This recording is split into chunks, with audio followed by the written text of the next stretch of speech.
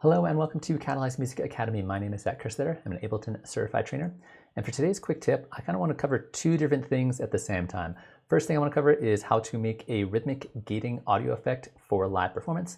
And number two, I want to show how you can use audio effect racks as a kind of problem-solving tool to basically make devices in live behave exactly the way you want.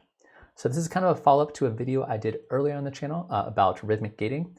However, there's a big issue that you can run into with rhythmic gating. So let's go ahead and first just build a rhythmic gate with our auto pan here. We're going to take the amount, turn it to 100%, take our phase, turn it to 0%, take our shape, turn it to about 50%, and we're going to switch this to be synced to the grid and set our offset to about 280 degrees.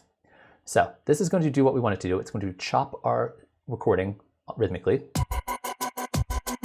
like that. However, the issue that I'm running into is when I'm trying to make this as a tool for live performance, I want to be able to have a knob and scroll through different rates, right? So I can just MIDI map this and adjust this to be at different rates. However, when I'm on stage and I'm performing, I don't want rates like thirds or 5/16 notes or 3/16 notes or 12th notes or things like that. I only want the values quarter notes, eighth notes, 16th notes, and maybe 32nd notes. That's it. So there's no way for me to do that just by MIDI mapping this. So what I'm going to do is get a little bit creative here with how I put together a rack. So I'm going to take this as my starting point. I'm going to hit Command G or Control G to put it inside of a rack. I'm going to open up my chain area and I'm going to duplicate it 4 times. So now I've got 5 different chains here. The first chain I'm going to rename dry.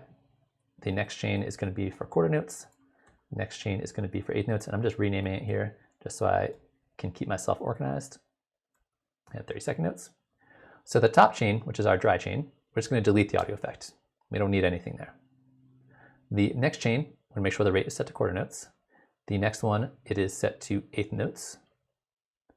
The next one is set to 16th notes. And the last one is set to 32nd notes. So if I hit play right now, it's going to sound really crazy because it's going to be playing all of these chains at the same time. So what I need is I need to be able to select which chain I'm hearing one at a time. And to do that, we're going to open up the chain area. And underneath our dry chain, we're going to take this blue line here and we're dragging this out from 0 to about 4 or so, give or take a few. Next thing we're going to do is we're going to select all 4 of these chains by holding on Shift and selecting all of them. We're going to move this so they start at a value of 5 and they go all the way to 127. I then am going to right click and I'm going to hit Distribute Ranges Equally. So it's only going to distribute the ranges of only these 4 between the values of 5 and 127.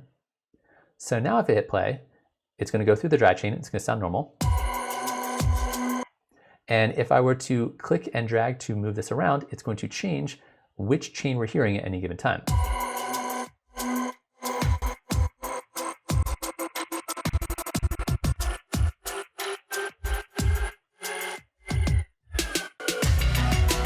Like that. So I can manually adjust it to get those different slices.